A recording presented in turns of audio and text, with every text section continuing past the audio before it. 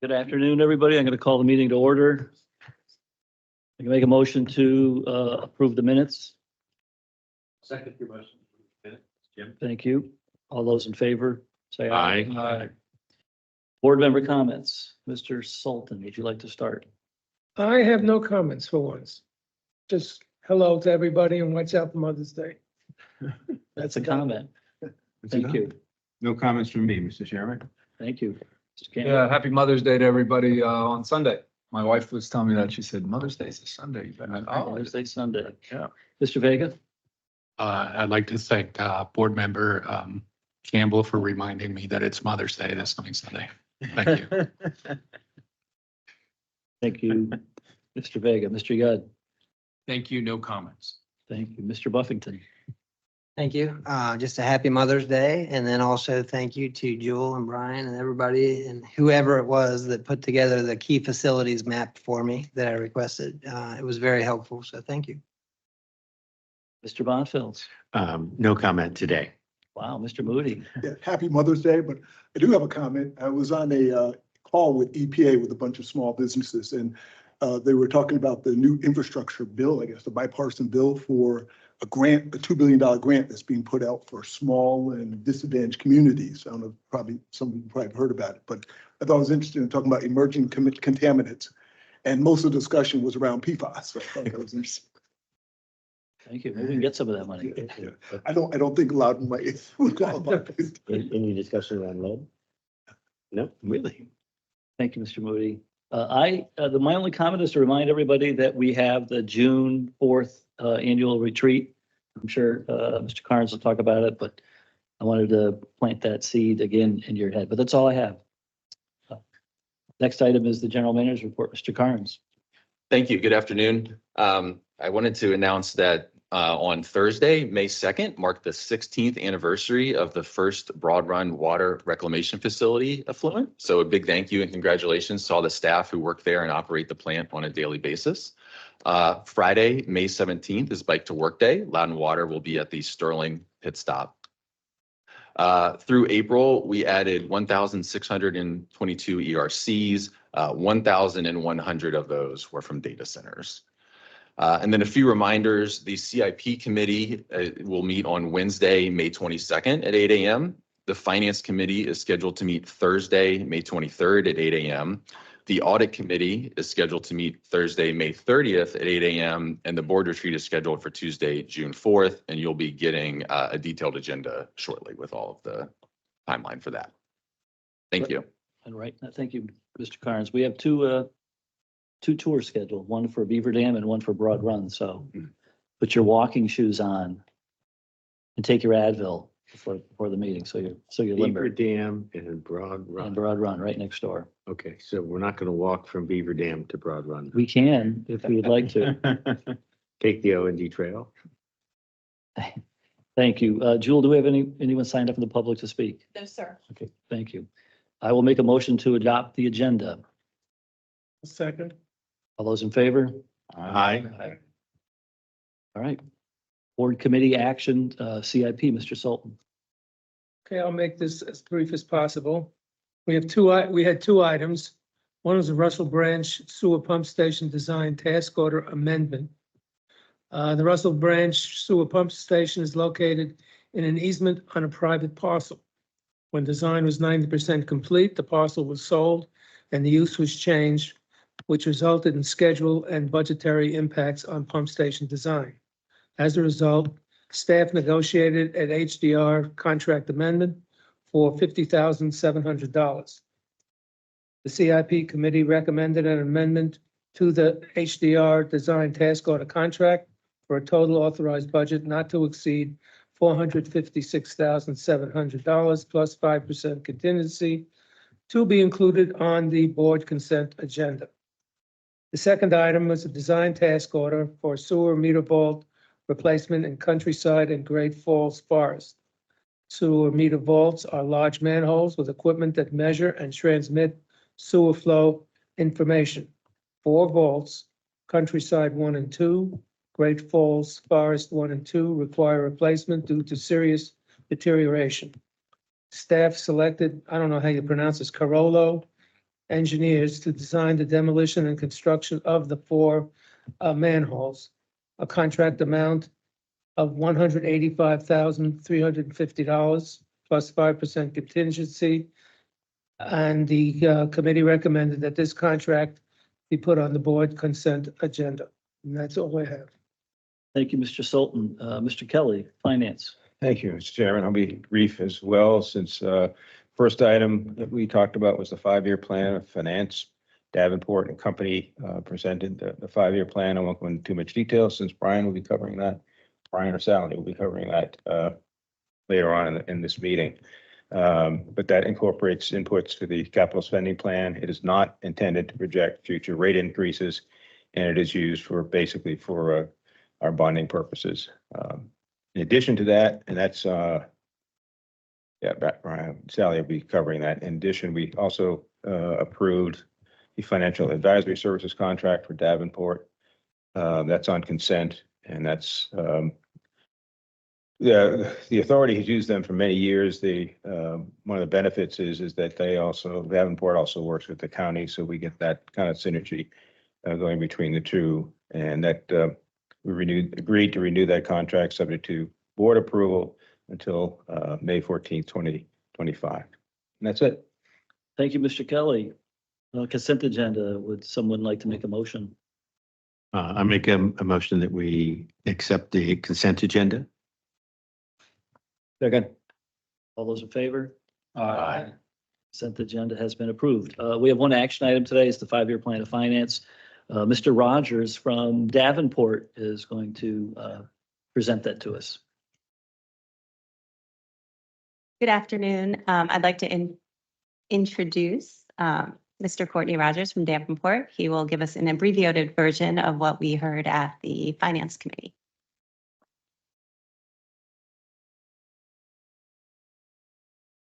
Perfect, thank you. I've got hard copies for you all if you'd like. Some of the charts may be smaller, so yes, if you don't mind, if you want to hand them to them, that'd be great. We do have some appendices in the back that I'm not going to go through, but have some comparisons that you might want to look at your leisure. But good afternoon, great seeing everyone. My partner, David Rose, long-term, we've been fortunate enough to work with the authority here going back to the early 90s. And so we tag teamed this. He was here for the Finance Committee, and I'm here before you today, really to give you more of a larger, higher overview of what he went through in more detail with the Finance Committee. We've been doing this for several years, and so I want to walk through the 5-year plan. And what the 5-year plan of finance is really a model that takes the operating revenues and expenditures that have been put together. We use the data that had been done with the rate study several years ago with some tweaks from staff. And then we take in consideration the availability charge revenues and growth projections that are updated each year, as well as the costs of the projects. And of course, that's the big thing these days are the project costs have been rising, and you'll see that here in a few slides. So taking all that into account, what we're really looking for is how does it affect our cash balances and the way that we look at our policies in terms of the things that guide us as we try to keep our bond rating as high as possible for the day that we might need to go back out and borrow. And the model also gives us a sense of should the assumptions prove out, when we might need to go borrow and how much.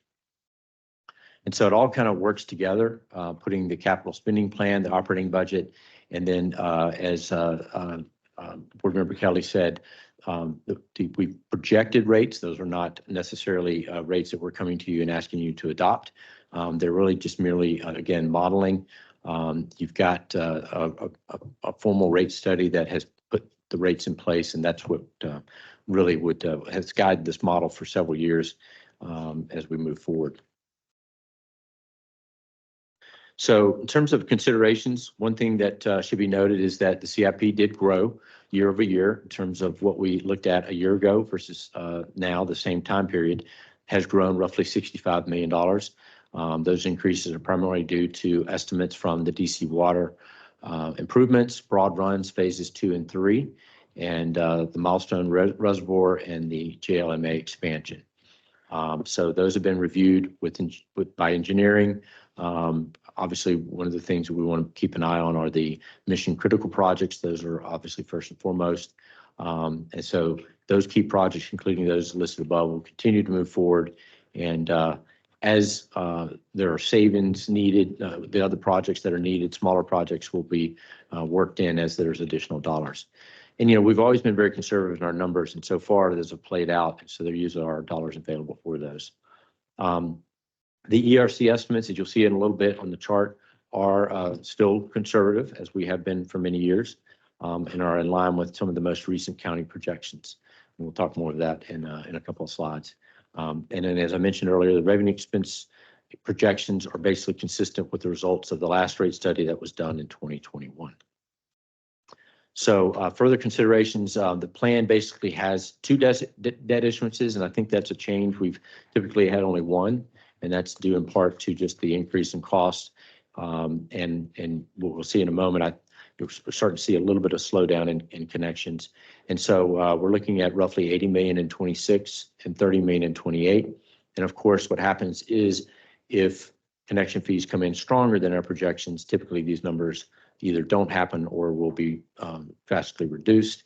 One thing to note is that if we do issue debt, the way that the current policy is, internal policy, is that user rates cover 100% of the interest, and 30% of the principal are paid out of user rates. So it would affect user rates. Of course, we're always looking at cash levels. We're constantly monitoring those, making sure that we stay within our guidelines.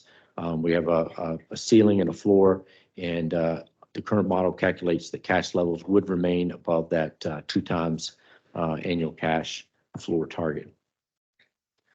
Historical spending, both in the operating budget and the capital spending plan, are below the budgeted amount in the model. So further considerations, one of the things that the agencies have told us as we've talked over the last several years is they want to see us not to be so reliant on availability charges. So we put into place in 2018 a policy guideline that basically says that we maintain at least one-time coverage of net revenues after paying operations, not including availability fees. So in other words, we project that we're not going to use availability fees for debt service. And so during that period, we've been well above that in the 2.4 to 2.7 range as we look forward, or project, as we look forward. So we're in good shape there. Debt service coverage with availability charges, our policy guideline that we set many years back was 1.5 times coverage, and we're well above that at 4.7 and 5.08 during the 5-year period.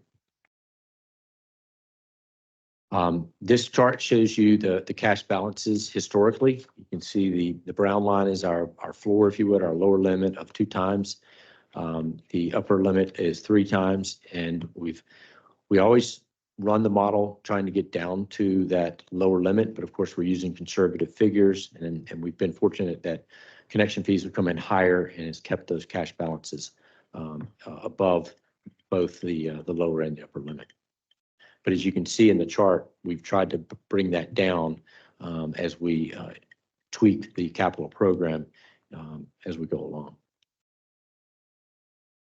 Looking at the debt service coverage policy, with and without connection fees or availability charges here, you can see on the left-hand side, historically, we've been well above that target on both the with and without the availability charges. And then when we look at revenue and expense assumptions, again, going forward, back in November 21, you adopted the 3% increases in water and sewer rates going all the way through 2024. So we projected that same number for the moment from 25 to 28. And those were in line with basically the study that Stantec did back in 21. Customer growth, you can see there in the chart, as well as the table on the right. The dark bars are the historic, if you would, the lighter yellow, not yellow, lighter green, excuse me, is the current model projections. One thing that I want to note is that going through 2021, you can see the average has really been just above 3,000 connections, but 22 and 23, we saw a slowdown. and those are below the current projections going forward. So that's, I think, just something to keep an eye on. It'd be interesting to see how things play out. I just heard, we're talking about that a lot of the connections so far this year are data centers. We all know in the news what the county's having some discussions on data centers. And so the question is how that might affect things going forward. I will say that the good news is, as you saw on those previous slides, that the coverage levels are in really good shape. So if we did have to go to the bond market to borrow a little more than what we're projecting right now, we do have the room to do that. From the coverage levels, we're still in really good shape if we had to add some additional debt if things did slow down. Because the one thing that I've learned over the years of working with utilities is that while growth may slow, you still have projects you got to do, because those are long lead time in terms of some of those projects. So that's the reason, if anybody asks why we have the cash levels we have, that's why. Because we can't just stop and not continue building. There's still things out there we have to do. So when we look at the comparison of the capital plan, dark green is last year, light green is this year for the same years. You can see the really where we saw the jumps is in 26 and 27 in terms of the extra 65 million. So last year's plan was 700 million. This year's plan is 765 million. The one good thing that you don't see in a lot of places is that it is predominantly funded with cash. You can see a little over 80% of the funding for your CIP is from cash. And that is a good thing, because that's what's going to keep rates down. As I just said, as we issue debt, it will affect rates.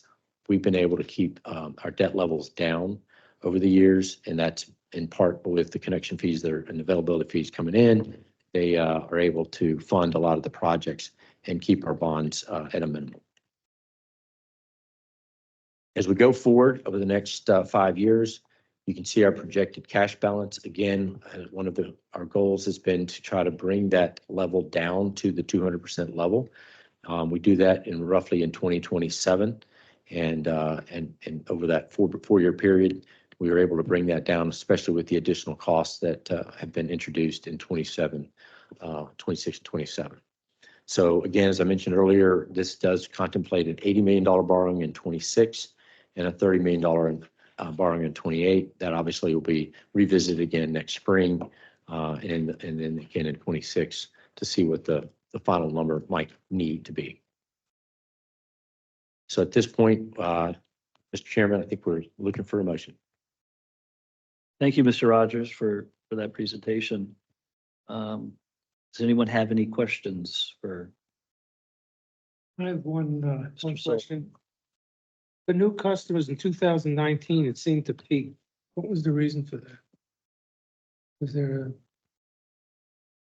an identifiable reason?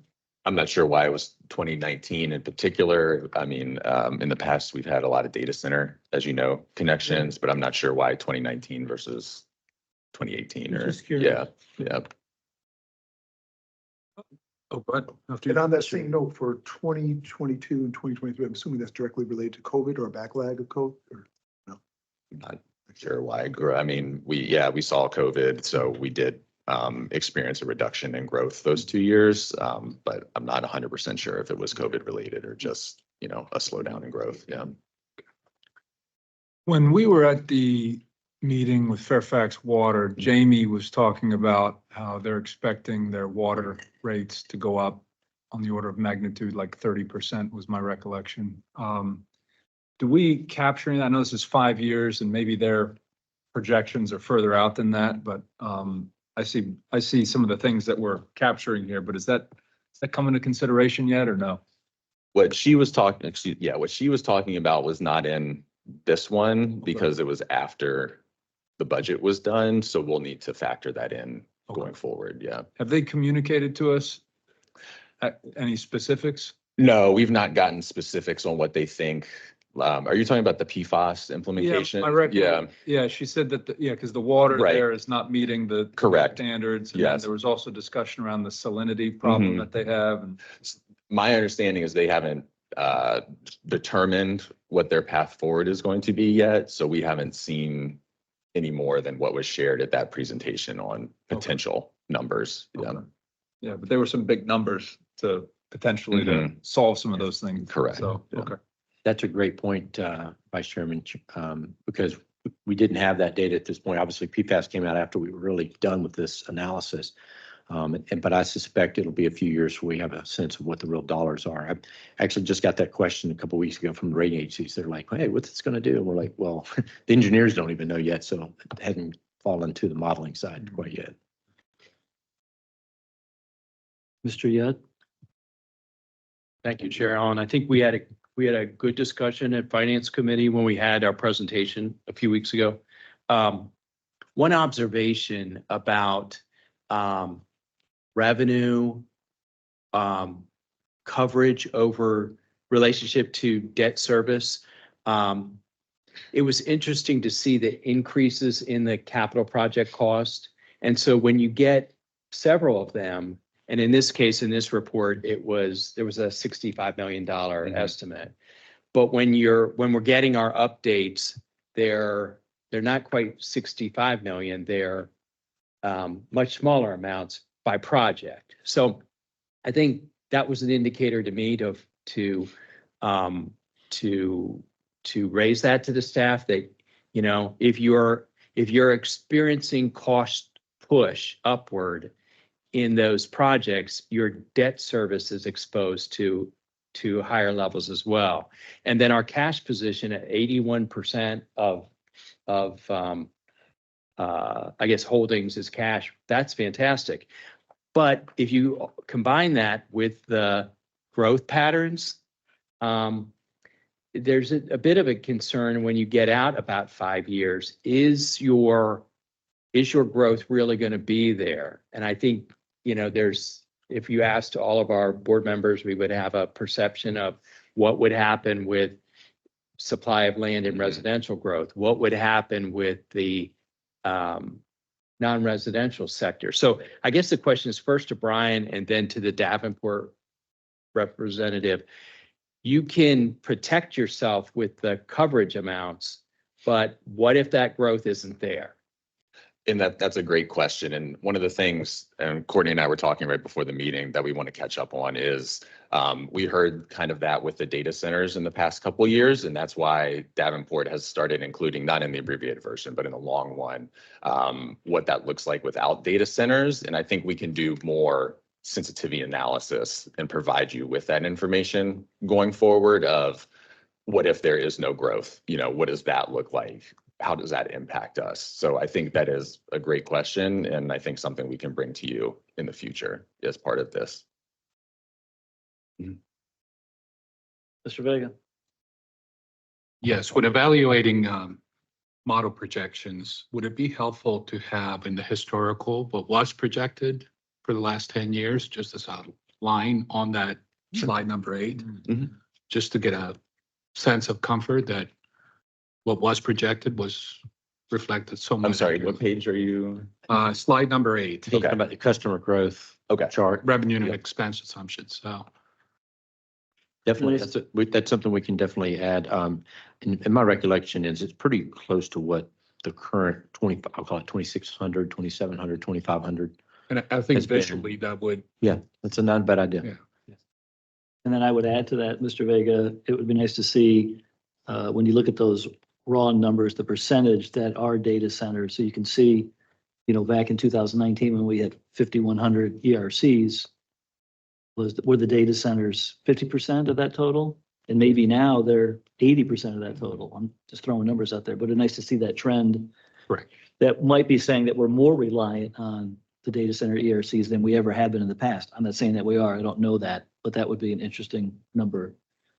As you can tell, the board is very interested in the ERC numbers. And we're going to have at the finance committee meeting, we're going to have kind of a mini workshop there. So for non-finance committee members, I would probably encourage you to dial in if you could and participate in that meeting because it should be very informative. Any other questions for Mr. Rogers or for Mr. Carnes? And keep remember, this is something that's updated every year. It's not, it's a moving target and it's constantly managed. So Just keep that in mind. Mr. Chairman, which finance meeting were you referring to? Just, The May 23rd one. okay. Say at 8 AM.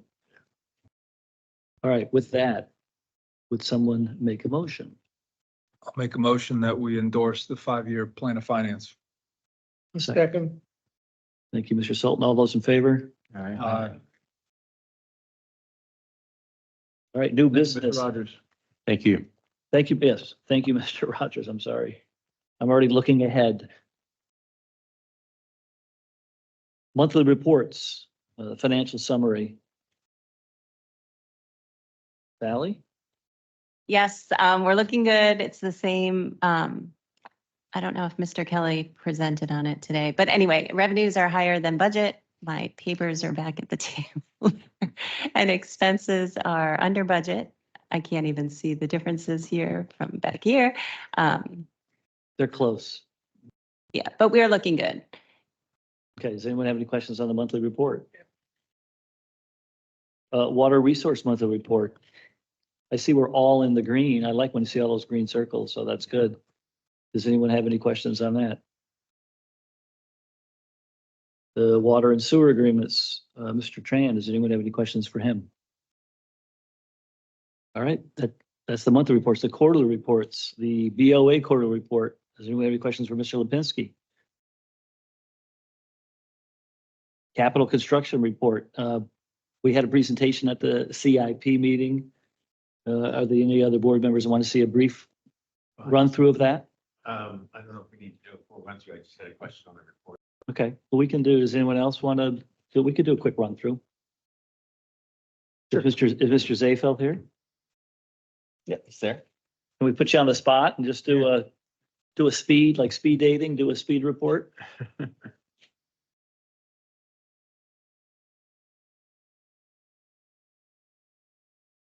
Maybe a question of the answer. Okay, good afternoon, everyone.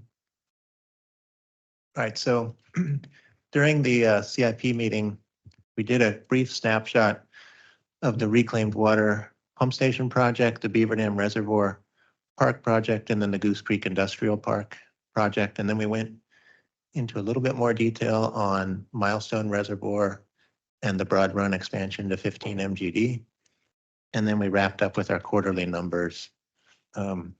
That included our active, completed, and upcoming projects.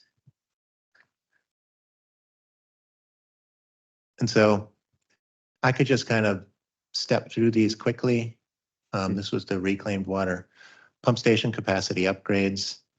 I'll just do the kind of the abbreviated version here of these slides. This project is mostly complete. It's scheduled to wrap up here in the third quarter. Okay. Beaver Dam Reservoir is approaching completion as well.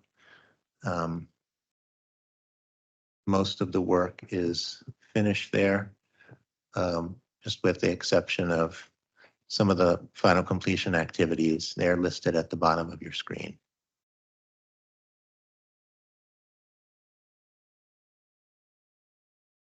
All right. Goose Creek Industrial is sort of in the early to mid stages of construction here.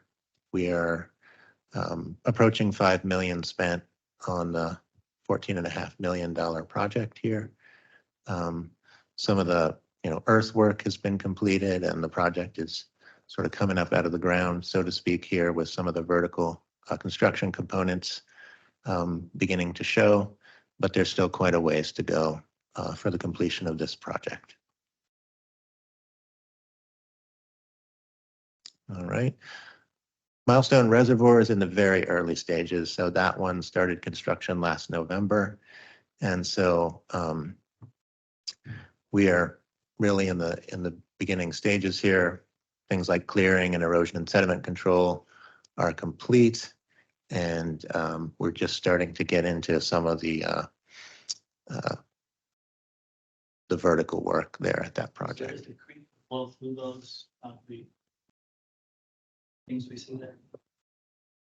Yes. Yes. It will.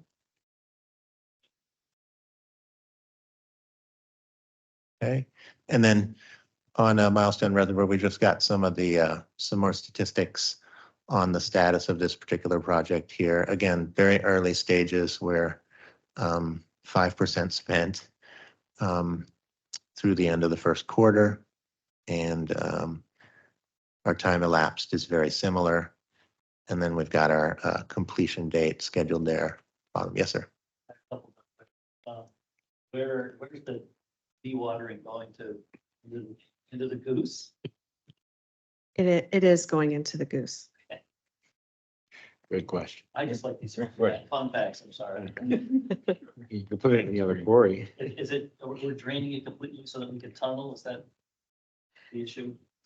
Yeah, so they will be draining, they've actually started, they've installed the pumping and the pipes. And they'll be draining that into the Goose so that they can safely work. There's some scaling that needs to be done on the face where the tunnels daylight.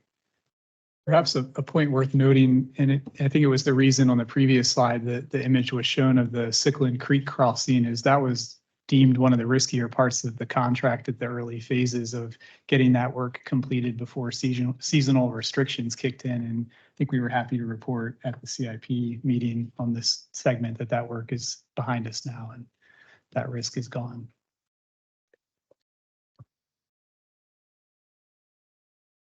Okay, and then we've got this familiar slide just with sort of the rundown on the Milestone Reservoir project here. You know, so far good communication between the parties, again, very early on with our RFIs and submittals on that particular project. We are, you know, again, very early, and the coordination with Trap Rock is really not anticipated until several years down the road here. Construction completion efficiency is, you know, good at this point. No claims and disputes to speak of on this project. Again, no delays or claimed issues so far, and no change orders so far. But I can't promise that will hold through completion. In fact, I won't promise that. We sure did. Probably did. Okay, and then over to the Broad Run expansion here. So again, we've got similar information as with the Milestone Reservoir project here. Again, this project is very well along. We are approaching completion, and we anticipate it to happen this year. Substantial completion is due in September of this year currently, as we stand. And then final completion will happen 6 months after that, or at least it's scheduled to happen 6 months after that. So that would be March of next year.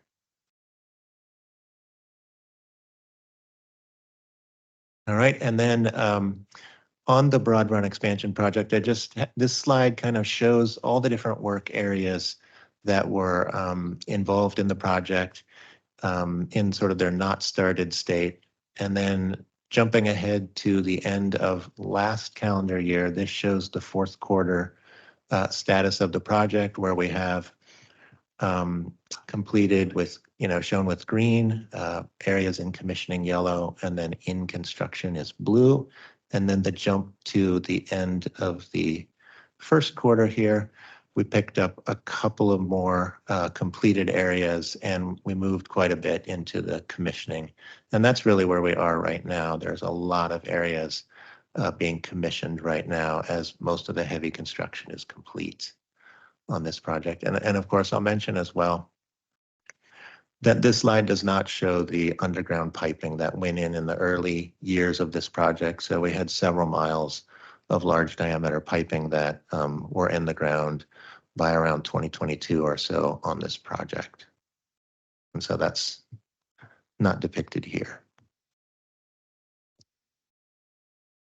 All right, and then for the project summary here for the Broad Run expansion. So we continue to have good communication, good working relationship with the contractor. We've answered 575 requests for information and completed over 2,000 submittal reviews on this project. We have processed upwards of 575 coordination and shutdown requests from the contractor. So each of these requests is for some sort of impact to the facility that is required to facilitate various construction activities. So quite a few there that we have worked through. Our completion efficiency as it pertains to punch list items or closeout items is about 72% complete as it stands right now. So that's a very good indicator that the contractor is working toward completion, not only of the heavy construction work, but also the sort of loose ends or closeout items as well that the contractor has to finish before we can get the final completion. So for claims and disputes, we don't have any outstanding. We've been able to resolve and close them all so far. As far as completion, we're tracking about 1 month late right now. And then change orders, we sit at 13 change orders executed on this project. All right, and then that will bring me to the summary items here. So we've got our list of active construction projects here. We've got 11 of them shown on the list. About half of them were included in this presentation, and then the other half were not covered. But we've got the summary information here. We've got contract time information in the left 3 columns, and then the cost information in the 5 columns to the right. I have a question about the roofing. Yes. That's gone over time by about a third. Yes. What is your projected completion? The projected completion is late in the second quarter. The holdup with that one was some skylights that did not get approved and released for fabrication in a timely manner. So we are going to have to work with the contractor to come to a resolution for their late delivery on that project. It doesn't look like it's gone over budget or been any change orders, so. Not over budget, Pretty good project. Just time, yeah. Thank you. Okay, and then we didn't have any projects that completed during the first quarter, and so that brings me to the last slide here, which is the upcoming construction projects. And this is sort of a 6-month look into the future as to which projects we anticipate starting construction in that time frame.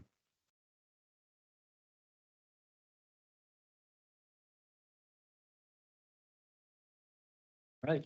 Thank you. Okay, thank you. That was the perfect amount. Yes, thank you very much. Does anyone have any questions? I've got a question. We see the capital spending summary on a regular basis. We see this report, capital construction. But the item before that, we were talking about how much pressure there can be on capital projects over time. And the reference dollar amount was 65 million. So I guess the question comes back to Brian. Sorry, Brian, got questions for you today. What's the best way for us to really evaluate and provide direction to the extent that you want it from the board on the capital projects where there's pressure? Like if you look at this report we just went through, there were a couple projects where the percentages were kind of high over earlier forecasted amounts.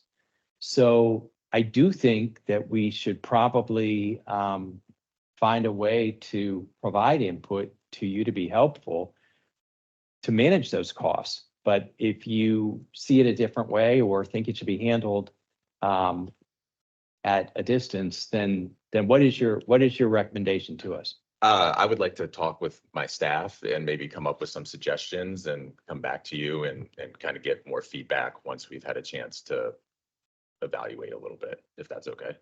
Okay, I think that in earlier meetings we provided good feedback on the work that you all do regarding the capital projects, and it's exemplary when you see the magnitude of the project and the cost.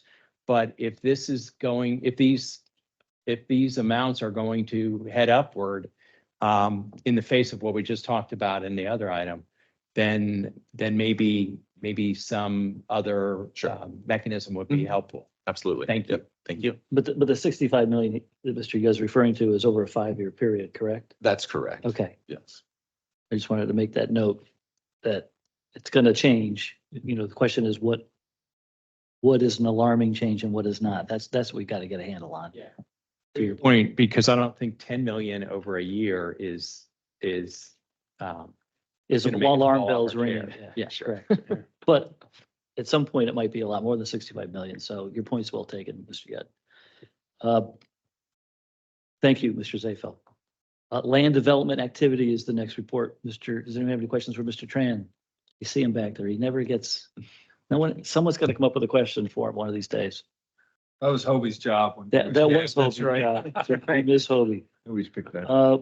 Operations and maintenance, Kendra, I see there's 2 violations. You knew that was gonna, Yes. that was a softball I had to hit, so.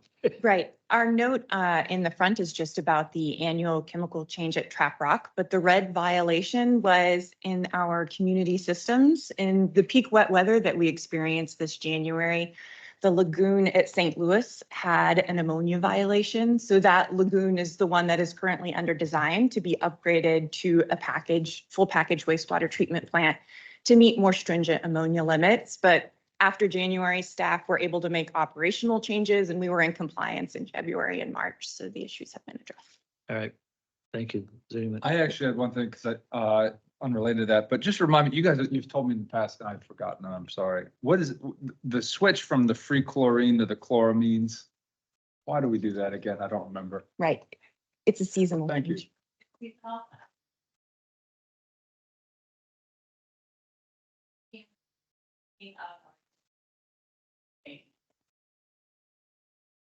And is timed with the hydrant flushing that is going on right now. And so the chloramines do what that the free chlorine doesn't? So they work the same, they're both strong disinfectants. The chlorine, because it's straight bleach, it can dig in a little bit deeper into the biofilm that scales up within the pipes. Whereas chloramine is a little bit gentler. Okay. And we just, I know we do that, it's every summer that we do that, right? Yes, we do it every spring, starting in about March. Every spring. And we do that for how long again? So it's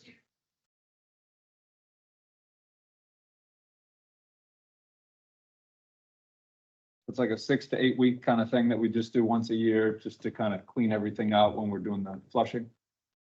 Makes sense.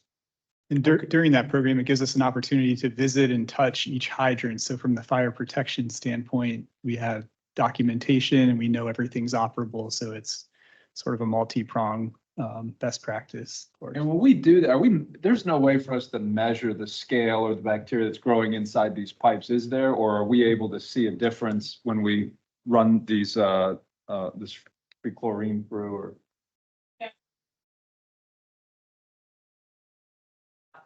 It's a known philosophy on how to manage distribution systems. So while we are adding reporting, we're also doing the collection program. So we're getting a good scour and it will push along the biofilm. And that's great when you're opening the hydrants because it's getting out into the graph. Typically gives us an opportunity. I think there's a protocol within our procedures that we actually check chlorine residual throughout the distribution system. So it gives us an opportunity for additional water quality verification. There's also a visual. Are we seeing lots of black specks or debris in the water from various hydrant flushing locations? And that's a bit of a piece of what you're asking about, is our ability to see what's coming out as we're doing the flushing. Very helpful. Thank you. Good flushing question. The quarterly safety report, Mr. McDonald. Mr. Schunt is no longer with us? Is this, he's switching it up on? He us? is out of the office today. He's out of the Lenny office. is our manager of risk and safety, so he Where's Lenny? Can I see- admirably fill let me in. see. Hey, Lenny. Yes, sir. Any questions? No, but when I looked at that report, I have those 3 injuries almost monthly, so the twisted knee and the hurt elbow, so, and the back. So as long as they stay in that range, we're good. Thank you. Yes, All right, there is no closed meeting today. So I will entertain a motion to adjourn. So moved. Second, all those in favor? We are adjourned. Thank you.